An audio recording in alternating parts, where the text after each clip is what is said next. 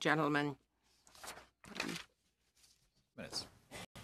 I would like to start by thanking the Standing Committee for the opportunity to be here today.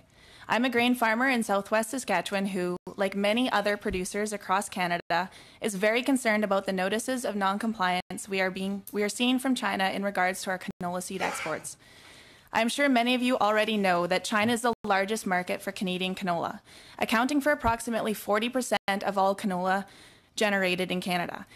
In 2018, canola seed exported to China generated $2.7 billion, and according to the Canola Council of Canada, the Canadian canola crop contributes $26.7 billion annually to the Canadian economy.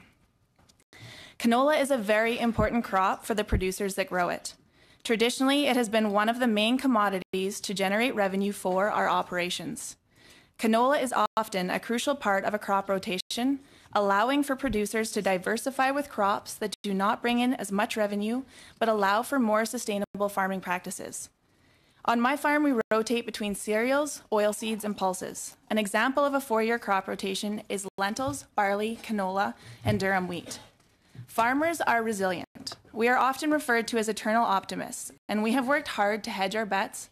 We have worked hard to find ways to mitigate the risk that we face day to day. We grow a variety of crops, not only to be more sustainable, but to allow us to manage the risk that comes from relying on a global market to sell our product.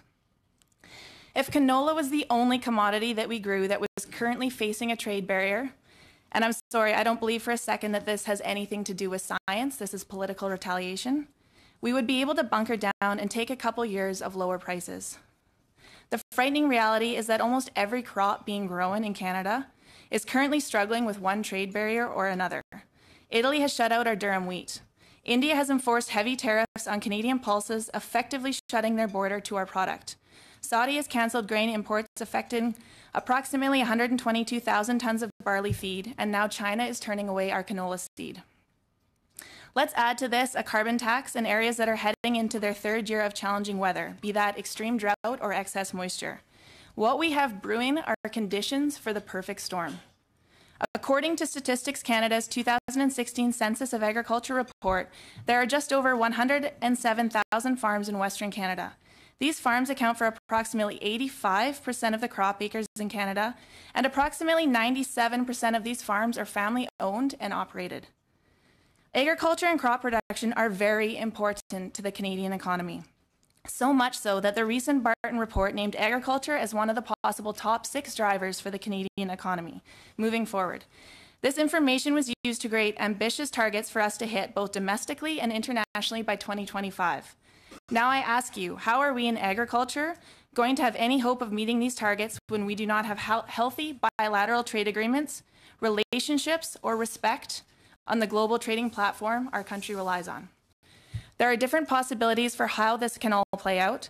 I think it's safe to say that we will see some last-minute changes being made to the amount of canola acres planted.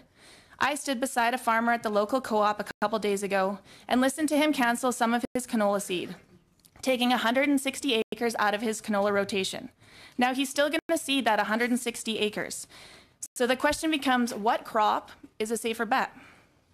If he's looking to keep his oilseed rotation, then it is most likely flax or mustard that he will put down. These are more niche markets, and what we can see happen is that these contract prices will drop as supply increases.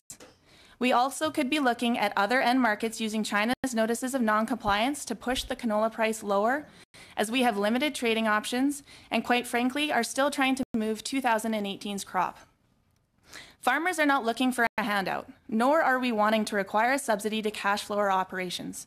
That being said, increasing the amount farmers have access to in the Cash Advance program would help many manage this capital required to get through this year.